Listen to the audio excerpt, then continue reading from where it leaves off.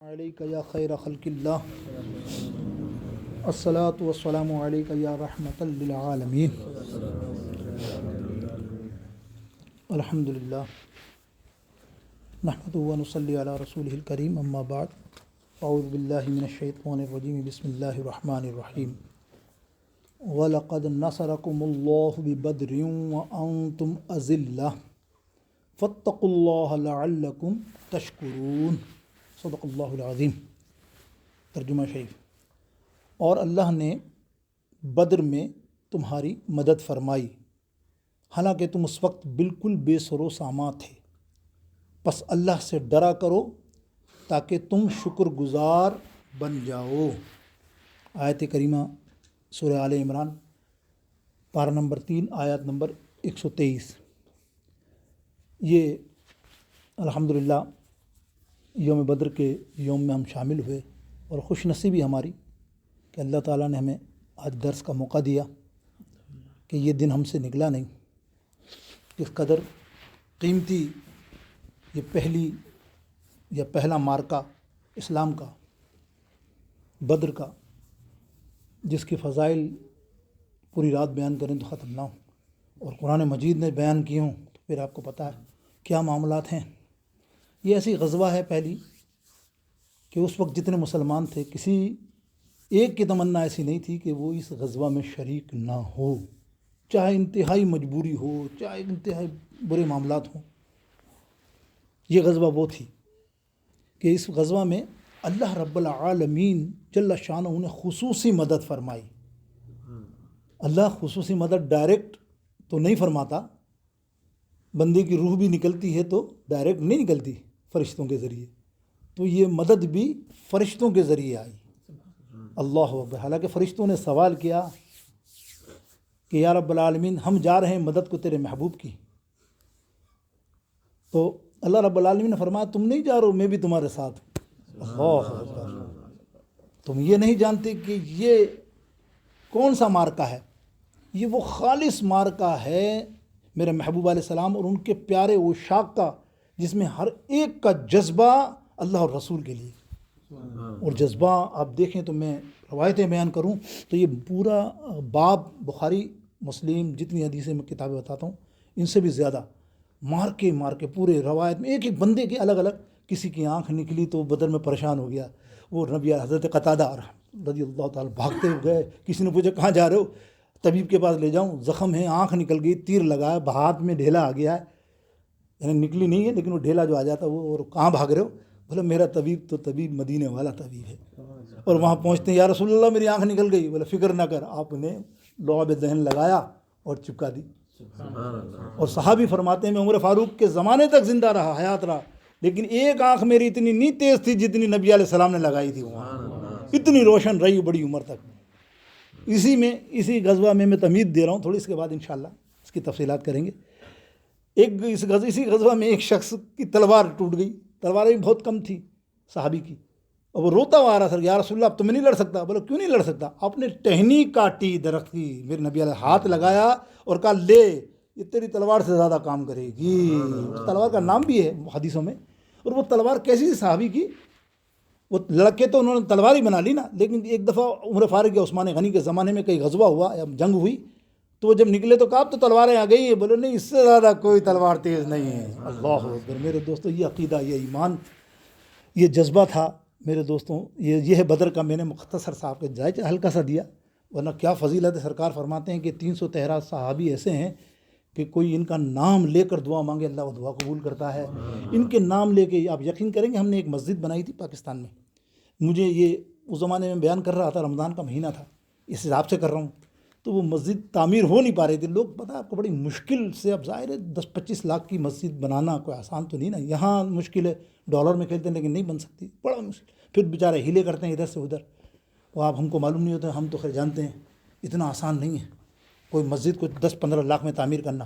تو وہ ہوا، یعنی یہاں تو ڈالر میں ہوتی ہے نا بہت زیادہ، تو ہوا کیا کہ میں جب رات کو بیان کر رہا تھا ایک جگہ، تو میں نے مجمع اچھا تھا تو میں نے وہاں یہ بیان کر دیا کہ دیکھو آج نیت کرو، میری تو نیت عقیدہ ہے میرا، الحمدللہ میرا عقیدہ میں یہی کرتا ہوں، میں جب بھی کسی کو کوئی چیز دیتا ہوں تحفے میں یا جو بھی سمجھیں یا اللہ کی راہ میں دیتا 313 ہی ہوں، چاہے اگر 300 دیتا ہوں، کہیں 3000 کی بات آتی ہے تو اس میں 313 ملا دیتا ہوں، کہیں 1000 دینا ہوتا تو 313 ملا دیتا ہوں، کہ 5000 دینے ہوتے ہیں 313 ضرور ملاتا ہوں. بس میری یہ حضور علیہ الصلوۃ والسلام کی دعا ہے کہ یہ 313 ایسی عظمت والے ہیں، اور یہ کیسی عظمت والے ہیں آپ کو اندازہ نہیں ہے.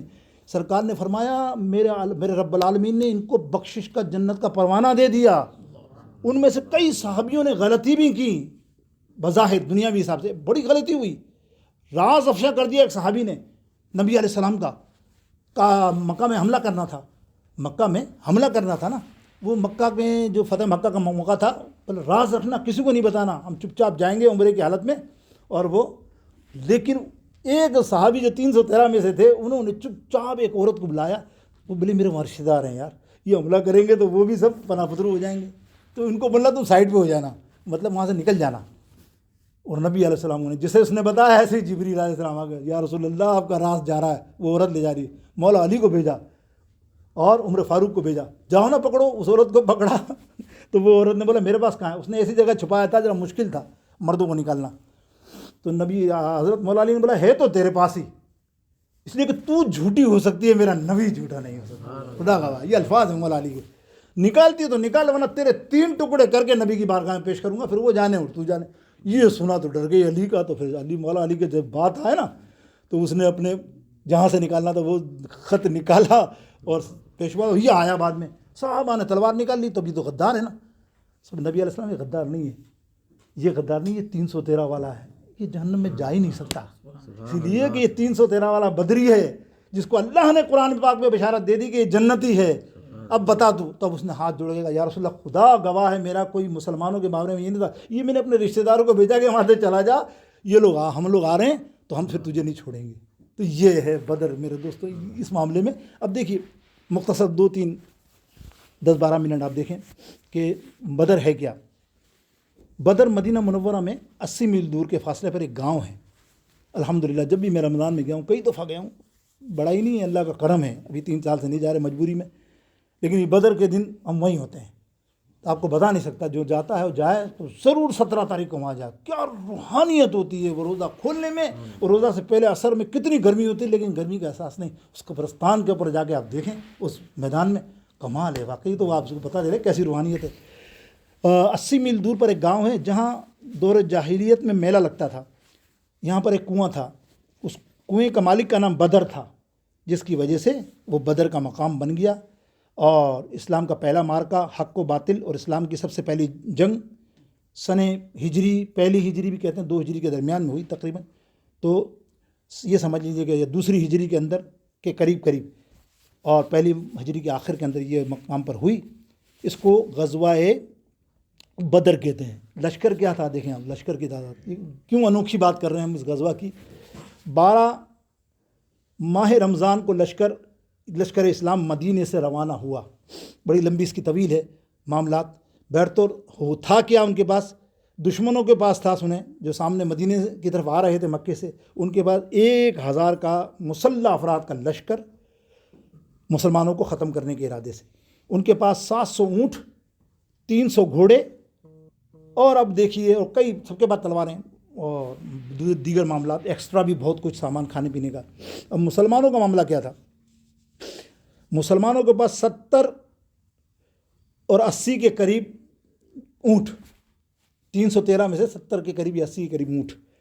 حضور علیہ السلام اور اتنے 3-4 یا 5، بلکہ ایک ہی گھوڑا حدیث میں ایک آتا، لیکن 2-3 بھی کسی نے کہا، ایک گھوڑا تھا. اور حضور علیہ السلام نے اس صورتحال کو دیکھا تو نبی علیہ السلام نے اسلامی لشکر کو روک کر صحابہ سے یہ ناگہانی آفت کے بارے میں بتایا کہ بھائی دیکھو یہ اتنا معاملہ ہے، وہ خطرناک لوگ اتنے لیس ہو گئے. نا سوچ لو، یعنی وہ تو لیس ہیں، اب تم بتاؤ تم کیا کر رہے ہو، تمہارا ارادہ کیا ہے. سبحان اللہ. محدثین لکھتے ہیں اپنی کتب میں کہ اب تمہارے آگے لشکر کفار لیس و لابوس ہے اور تمہارے پاس کچھ بھی نہیں، سواری کے لیے سواری نہیں ہے، تو کیا کرو گے، چلتے ہو میرے ساتھ؟ جو جانا چاہتا ہے وہ مدینہ روانہ ہو جائے. سب سے پہلے سیدنا صدیق اکبر، سیدنا عمر فاروق رضی اللہ تعالیٰ کھڑے ہوئے اور عرض کی، حضور ہمارا مال و متاع، جان، سب کچھ آپ کے لیے ہے، آپ جیسا حکم فرمائیں گے اس ویسا ہی ہم آپ کی حکم پر چلیں گے. پھر حضور نے پھر دہرایا اس بات کو تو حضرت سیدنا سعد بن معاذ انصاری صحابی یہ کھڑے ہوئے، عرض کی یا رسول اللہ صلی اللہ علیہ وسلم ہم تو آپ کے حکم کے سامنے سمندر میں کودنے کو تیار ہیں، اگر آپ حکم کر دیں کہ سمندر میں کود جاؤ تو پوچھیں گے نہیں ہم آپ سے۔ اللہ اکبر۔ حضور کا ارادہ تھا کہ ان کا ایک سردار تھا انصاریوں کا بہت بڑا، مقداد بن اسود، تو وہ خاموش بیٹھا تھا، ہوتا نا محفل میں حضور توجہ اسی کی دیتے، یہ کیوں نہیں بول رہا ہے، تو کافی سردار ہے 50-60 لوگوں کا، یہ کیوں نہیں بول رہا ہے۔ وہ بھانپ گئے، حضرت مقداد سمجھ گئے کہ سرکار میری طرف بار بار دیکھ بھی رہے ہیں اور کچھ کر رہے ہیں اور سوچ رہے ہیں، تو کھڑے ہو گئے۔ اے ہے سنیے آپ یہ بات، حضرت مقداد بن سمجھ گئے اور کھڑے ہو کر کہنے لگے یا رسول اللہ صلی اللہ علیہ وسلم ہم انصار یہ بات سمجھ رہے ہیں کہ آپ کا ارادہ ہم سے جواب لینے کا ہے، تو ہم ہر حال میں آپ کے ساتھ ہیں، ہم کو آپ وہ نہ سمجھیں موسیٰ علیہ السلام کی قوم، دیکھیں کیا سا بیان ہے، موسیٰ علیہ السلام کی قوم وہ نہ سمجھیں جنہوں نے کہا تھا کہ اے موسیٰ، کیا کہا تھا، الست وربک فقاتلا ان ہاہنا قاعدون، تو جان و تیرا رب جانے جنگ میں، ہم تیری جنگ میں ہم نہیں پڑیں گے، ہم وہ نہیں ہیں یا رسول اللہ صلی اللہ علیہ وسلم، ہم اپنی جان قربان کرنے والے ہیں۔ میرے دوستو بزرگ، یہاں تو ایک جذبہ دیکھیں آپ، اتنا آیا۔ اب اس کے اندر جذبہ کی بات کروں تو بہت سارے واقعات ہیں، لیکن 2 بچوں کا ذکر میں کرتا ہوں، ہمیشہ کرتا ہوں، وہ کرنا چاہیے، کہ وہ ابو جہل کو جنہوں نے جہنم میں پہنچایا، کہانی کیا تھی۔ 13-12 یہ کتابوں میں آتا ہے، 12 کی عمر تھی، معاذ اور معوذ 12 برس کے تھے، چھوٹے۔ اب نبی علیہ السلام نے پہلے سب کو دیکھا جو جنگ میں جانے کے لیے غزوہ میں جانے تیار تھے کہ بھئی کوئی بچہ تو نہیں، اس کو نہیں لے جائیں گے ہم، کسی چھوٹے کو۔ پھر مدینہ منورہ سے 1 میل کے فاصلے پہ آقا علیہ السلام نے سب بندی کی لائن لگائی اور بچوں اور بیماروں اور بوڑھوں کو واپس کر دیا۔ بچوں میں صرف حضرت سیدنا سعد بن ابی وقاص کے چھوٹے بھائی حضرت عمیر بن ابی وقاص رضی اللہ تعالیٰ عنہ تھے، جن کی عمر 15 سے 16 سال آتی ہے۔ 16 سال کی عمر کا جوان ہی ہوتا ویسے، نبی نے کہا تم چھوٹے ہو جاؤ، لیکن وہ رونے لگے، یا رسول اللہ صلی اللہ علیہ وسلم میں تو نہیں جاؤں گا، میں تو سب سے زیادہ لڑنے کی جان ساری پہ قربان ہونے کے لیے آپ پر آیا ہوں، اور میں آپ چلا جاؤں۔ نبی نے کہا چل تو بھی آ جا۔ آگے گئے تو لائن لگی ہوئی تھی نا، دیکھیے آپ محدثوں نے ایسا کمال کیا ہے، اس قلم کو دیکھیں، لائن لگی ہوئی تھی سب، تو اس میں دونوں چھوٹے بھائی معاذ اور معوذ، ایک 13 اور ایک 12، سوال ہی نہیں ہے، 16 والا آدمی جا رہا تو 13، انہوں نے دیکھا یار 16 والا چلا جانے کو دھمکی ہوگی تو ہم تو گئے۔ اس میں انہوں نے کیا کرا کہ پنجوں کے بل کھڑے ہو گئے، تھوڑی سی پیچھے ہو گئے لائن میں، تاکہ ان کے جو آگے والوں کے قدے اتنے، تو ہم تھوڑے سے تو بڑے نظر آئے، نبی آپ دیکھ رہے ہیں جو بچہ ہوگا تو نکال لیں گے۔ تو جو چھوٹا تھا نا معاذ، بڑے والے معاذ، وہ تو آگے فٹ تھوڑا سا کر کے اونچا، 2-3 اونچ اوپر کر کے ان کے ساتھ، چھوٹے والے کا قد تو پھر چھوٹے والے کا قد، نبی آنے کا تم آ جاؤ باہر، تم نہیں جا سکتے، تم جا سکتے ہو۔ اب وہ آ کے رونے لگا، یا رسول اللہ صلی اللہ علیہ وسلم میں نہیں جا سکتا، ہم دونوں بھائی ہیں اور ہم نے ارادہ کیا ہے کہ آپ کے دشمن کو ہم نہیں چھوڑیں گے، ہم نے ماں سے اجازت لی ہے، ماں نے بولے نہیں بیٹا تم نہیں جا سکتے۔ نہیں بولے یا رسول اللہ کیسے نہیں، اس میں کیا ہے، بڑے بھائی کو دیکھ کے اس میں کیا ہے، اس کو تو میں ایسی کشتی میں پٹاختا ہوں کہ 2 منٹ میں وار کر کے نیچے کر دیتا ہوں، آپ لڑا کے دیکھ لیں۔ اور حدیث میں آتا ہے نبی علیہ السلام مسکرایا، بولا آؤ صحابیوں راؤنڈ لگاؤ، دائرہ لگاؤ، چلو آج اس کی کشتی دیکھتے ہیں۔ نبی علیہ السلام کو کشتی بہت پسند تھی، یاد رکھیے، لیکن آج کل کی کشتی نہیں، جیسے معاملات اللہ معاف فرمائے، وہ شاید شریعت کے دائرے میں رہ گیا، وہ کشتی کرائی گئی، اس نے بھائی کے کان میں کہا بیٹا تیرا تو ہو گیا نا کام، تو سلیکٹ ہو گیا، میں رہ جاؤں گا، دیکھ کر اپن دونوں کا ارادہ ہے کہ ہم نے ابو جہل کو مارنا ہے۔ ان کی نیت شروع سے تھی، ماں سے کہا تھا ماریں گے تو ابو جہل کو جو نبی کا سب سے بڑا گستاخ ہے، اور تو مجھے چھوڑ کے جائے گا، سمجھ جا، آج کا اشارہ کیا وہ بھی سمجھ گیا، وہ جان کر کے الٹے ہو کر نبی علیہ السلام مسکرا رہے، بولے چلو اس کو بھی لے لو دونوں کو۔ اب دونوں عبد الرحمن بن عوف راوی یہاں فرماتے ہیں میں جنگ میں لڑ رہا ہوں، یہ دونوں بھائی پاگلوں کی طرح لوگوں کو پیچھے بھاگ رہے ہیں، پاگلوں کی طرح۔ میں نے کہا یہ بچے کیا کر رہے ہیں، مطلب غزوہ میں ان کا ویسے تو کام ہی نہیں، لڑیں گے تو بچے ہیں، اور میرے پاس آ گیا انکل، بولے چچا، بولے کیا ہوا، بولے ہمیں بتاؤ ابو جہل کہاں ہے، ہم ڈھونڈ رہے ہیں۔ بولے بھائی تو ابو جہل کو کیا، تجھے ان کو تو نہیں پتا نا، بولا ابو جہل سے تیرا تم لوگ دونوں کا کیا واسطہ، بولا آپ خالی بتا دو کہاں ہے۔ ابے بیٹا تو اس کو نہیں جانتا، کیا کرو گے، بولے اس کو تو آج ہمیں ختم کرنا ہے۔ اللہ کو جذبہ۔ ابو الرحمن بن عوف کہتے ہیں وہ ابو جہل کو چھوٹا موٹا آدمی نہیں ہے، ایک آدمی 150 پہ بھاری ہے، پتا ہے تم کو، اتنا پہلوان ہے وہ، مشہور عالم مکہ کا، اور تم کہہ رہے ہو کہ ہم دونوں، بولا آپ خالی بتا تو دو۔ بولو دیکھو وہ ذرہ پہنے، وہ ٹوپی پہنے، وہ لوہے کی، لڑ رہا ہے پوری میدان میں وہ گھوڑے پہ، وہ بولا ابھی میں نے اشارہ کیا عبد الرحمن بن عوف، میں نے ایسا اشارہ کیا، میں نے دیکھا بچے وہاں پہنچ بھی گئے، اور اس گھوڑے کی ٹانگ کاٹی انہوں نے. عقل دیکھو, دماغ. انہوں نے لڑنے کی کوشش, ٹانگ کاٹی, وہ نیچے آیا, دوسرا اس کے سر پہ مارنے لگ گیا بچھی سے, تلوار سے, چاقو سے. اس کو ایسا ادموا کر دیا کہ 99% تو ختم ہی کر دیا ابو جہل کو. ایک سانس باقی تھا. وہ ایک لمبی حدیث ہے نا, تو اس تفصیل میں نہیں جاتا میں, ان کو دوسرا معاملہ ہے کون لے کر گئے تھے, لیکن وہ بچوں نے ختم کر دیا. اور اس کے بعد وہ اکرمہ, ان کے بیٹے آئے, ابو جہل کا بیٹا آیا اکرمہ رضی اللہ تعالیٰ, جو بعد میں مسلمان ہوئے, وہ تلوار مار کے ایک بھائی کا ہاتھ کاٹ دیا. یہ جذبہ دونوں بھائیوں کا آپ نے دیکھا. اور ابو جہل کے واصل جہنم پہنچانے والے یہ دونوں بھائی تھے. اور ابو جہل مر رہا تھا, سانس آخری چل رہے تھے, کہہ رہا تھا یار کیا قسمت ہے, اتنا بڑا پہلوان اور اتنی ذلت کہ یہ دونوں چروائے کے معمولی سے بچے 13-12 سال کے مجھے مار گئے. آخر تک یہ کہتا رہا, آخر تک یہ حضرت عبداللہ بن مسعود فرماتے ہیں اس راوی کو کہ میں اس کو گھسیٹ کر لایا نا ابو جہل کو سرکار کی برگاہ میں, راستے میں یہی کہہ رہا, اور مجھے تیرے لے جانے کا افسوس نہیں ہے, مجھے ان 2 بچوں کے مارنے کا افسوس ہے. کتنے بڑے کو میرا اللہ چاہے, اللہ اکبر, تو نمرود کو مچھر سے مروا دے, یہ کیا چیز ہے. تو میرے دوست بزرگوں, یہ کچھ معاملات تھے. اب دیکھیے سفر چل رہا ہے نا بدر کا, سرکار علیہ الصلوۃ والسلام نے سب کی باری لی کہ ایک اونٹ پہ 3 آدمی, تب یہ بیلنس ہوگا. تو 3 آدمی ایسے بیٹھو گے, ایک تھوڑی دیر ایک چلے, تھوڑی دیر ایک چلے, تھوڑی دیر ایک بیٹھ جائے. تو اتنے میں نبی علیہ السلام نے بھی 3 آدمی لیے. ایک حضرت مولا علی رضی اللہ تعالیٰ عنہ, اور ایک تھے حضرت سیدنا مرصد بن ابن مرصد رضی اللہ تعالیٰ, تینوں. اب چل رہے تو دونوں نے انکار کر دیا, یا رسول اللہ ہم تو نہیں بیٹھیں گے, آپ پیدل چلیں ہم چلیں گے, ایسا ہو نہیں سکتا. مولا علی نے بھی اور مرصد نے بھی, آپ چلائے ہم پیدل چلتے ہیں. تو سرکار علیہ السلام نے فرمایا تم زیادہ طاقتور ہو مجھ سے, یا بہادر ہو, یا تم میں بہت جذبہ ہے مجھ سے زیادہ. جب مساوات ہو گئی ہے کہ سب برابر کریں گے تو تم کون ہو, تو تم بھی بیٹھو گے, تم بھی بیٹھو گے, اور میں بھی پیدل چلوں گا. اللہ, یہ مساوات قائم کی. حالانکہ چاہتے تو نبی علیہ السلام اکیلے بھی وہاں جا سکتے. راستے میں ایک علم غیب کی بات سناتا چلوں. اس غزوہ میں بہت ساری باتیں علم غیب کی ہیں. راستے میں جا رہے تھے تو ایک دیہاتی ملا, کیوں بکری وغیرہ چرانے والا, عام سا تھا, جاہل. تو انہوں نے اس سے پوچھا کہ تم جانتے ہو کہ دشمن کی یہ جو فوج آ رہی ہے وہ کہاں ٹھہرے گی, کیا اس سے معلوم کر لیں. تو اس نے بولا تم کون ہو, تم کو کیا بتاؤں. بولے, انہوں نے کہا آرام سے بات کر, تیرے سامنے اللہ کا رسول ہے, تمیز سے اور سلام کر کے بات کر. تو بولا اچھا یہ اللہ کے رسول ہیں, تو اگر اللہ کے رسول ہے تو یہ بتائے کہ میری اونٹنی کے پیٹ میں کیا ہے. کیا لکھا ہے محدث, سننا غضب کی بات لکھی ہے, میری اونٹنی کے پیٹ میں کیا سوال کر رہا ہے. یہ اللہ کے نبی ہیں, پھر نبی تو جانتا ہے کہ میری اونٹ کی پیٹ میں کیا ہے. اللہ اکبر. اب یہاں محدث لکھتے ہیں کہ ایک جاہل ان پڑھ دیہاتی نہ سمجھ بظاہر علم سے دور, وہ نبی اور رسول ہونا کی بات یہ جانتا ہے کہ ان کے پاس علم غیب ہے. اور آج ہمارے پڑھے لکھے لوگ اس حقیقت سے بے خبر ہیں, مطلب جان کر کے. ارے نادانو, تم حضور علیہ السلام کے کیسے ہو سکتے ہو, جب وہ دیہاتی دیکھو کس کا معاملہ, دیہاتی ان پڑھ جانتا ہے کہ ماں اس کے پیٹ میں کیا ہے, نبی بتائے گا. اتنے میں اس سوال کے جواب میں حضرت سیدنا سلمہ بن سلامہ رضی اللہ تعالیٰ عنہ نے فرمایا, لا تسأل رسول اللہ صلی اللہ علیہ وسلم واقبل علیہ وانا اخبر عن ذالک. کیا یہ بات حضور علیہ السلام سے نہ پوچھ, تو یہ بات پوچھ رہا نبی سے کہ اس کے پیٹ میں کیا ہے. اللہ فرماتے ہیں تو ہم سے پوچھ, ہم تجھے بتاتے ہیں اس کے پیٹ میں کیا ہے. یہاں غلاموں کا یہ حال ہے کہ اللہ چاہیں تو اشاروں سے اپنے کایا ہی پلٹ دے دنیا کی, یہ شان ہے میں ان کے غلاموں کی, سرکار کا عالم کیا ہو. کیا فرما رہے ہیں, تو ہم سے پوچھنا. فرماتا لذو کا منہا ففی بطنیہا من کا سخلا.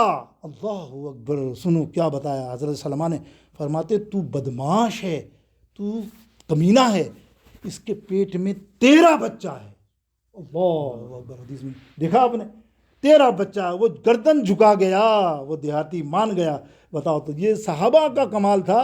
تو اب آپ بتائیے کس کا بچہ ہے اور کہاں سے پیدا ہوا, کون ہوگا. یہ سارے معاملات, یعنی 2 غیب کی خبریں ایک وقت میں بتائی گئیں اور صحابہ نے بتائی. اب 315 کی موجودگی میں ام سلمہ نے کیا ورا شان بیان کی.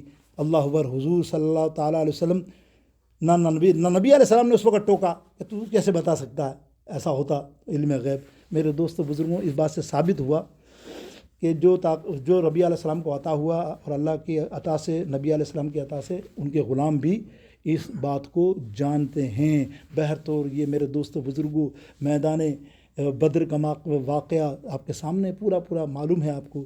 لیکن ایک بات اور بتائیں نبی کی غیب کی کہ نبی علیہ السلام نے حضرت عمر سے فرمایا یہ تو جانتا ہے نا یہ جتنے یعنی عمر فاروق جتنے قبر ایک گڑھے میں ڈال دیا سب کو مردوں کو جہنمیوں کو جس میں اتبا شیبہ بڑے بڑے سردار تھے ابو جہل تو آپ معائنہ کر رہے تھے تو آقا علیہ السلام کے ہاتھ میں چھڑی مبارک تھی تو حضور علیہ السلام نے فرمایا حضور صلی سے گفتگو کرنے لگے حضرت عمر فرمایا یا رسول اللہ علیہ وسلم یہ آپ جو باتیں کر رہے ہو یہ تو مردہ ہیں مر چکے ہیں یہ کیا سنیں گے نبی علیہ السلام فرماتے ہیں عمر تیرے سے زیادہ یہ آواز سنتے ہیں میری تیرے سے زیادہ میری آواز سنتے ہیں گو کہ اللہ نے ان کو بولنے کی سخت نہیں دی بس مرنے کے بعد ختم سننے کی طاقت تیرے سے بھی زیادہ ہے تو 1 میل دور یا 2 میل دور سنے تو کہیں سے بھی سن سکتے ہیں اس لیے السلام علیکم یا اہل القبور تم سلام کرتے ہو قبرستان میں قبرستان اتنا سا نہیں ہوتا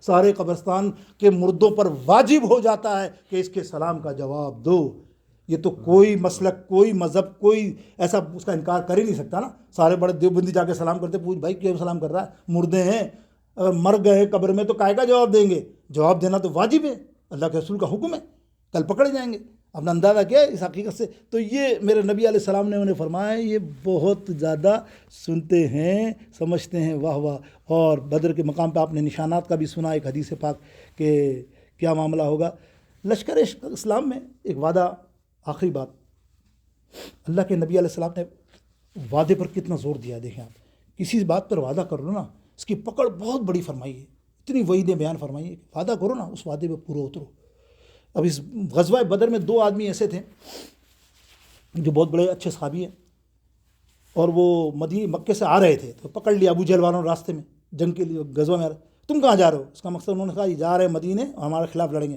پکڑ لیا بولے نہیں ہم تو بظاہر نبی علیہ السلام ملنے جا رہے ہیں بولے یار وعدہ کرو اس غزوہ میں تم شامل نہیں ہوگے اگر ہوئے نا تو پھر تم اچھا نہیں ہوگا انہوں نے بولا اچھی کہ ہم شامل نہیں ہوں گے اب یہ آ تو گئے ہوتا نارمل اب یار کیا غزوہ میں ہم شامل نہ ہم تو آئے غزوہ کے لیے سرکار علیہ السلام کی بارگاہ اقدس میں ساری حال بیان کیے تو نبی علیہ السلام نے فرمایا نہیں چاہے تم نے کافر سے وعدہ کیا اس وعدے کو نبھانا پڑے گا اب تم کو اس جنگ میں شریک نہیں ہونا ہے بتائیے ایسی مشکل وقت میں افراد کی قلت کے باوجود اتنے افراد کی ضرورت جنگ لڑنے والوں کی ضرورت حضور نے عہد وفا کی کتنی تلقین فرمائی ہے جس وقت ایک فوجی پر جنگ جتنے کا مدار تھا مگر آج ہم وعدے کے صرف فراڈ کے لیے استعمال کرتے ہیں اللہ معاف فرمائیں یاد رکھ لیے اللہ کا فرمان ہے وَأَوْفُوا بِالْعَهْدِ إِنَّ الْعَهْدَ كَانَ مَسْئُولًا کہ جو وعدہ نبھاؤ کرو اگر وعدہ نہیں نبھاؤ گے قیامت کے دن وعدے کا سوال ہوگا وآخر دعوانا الحمدللہ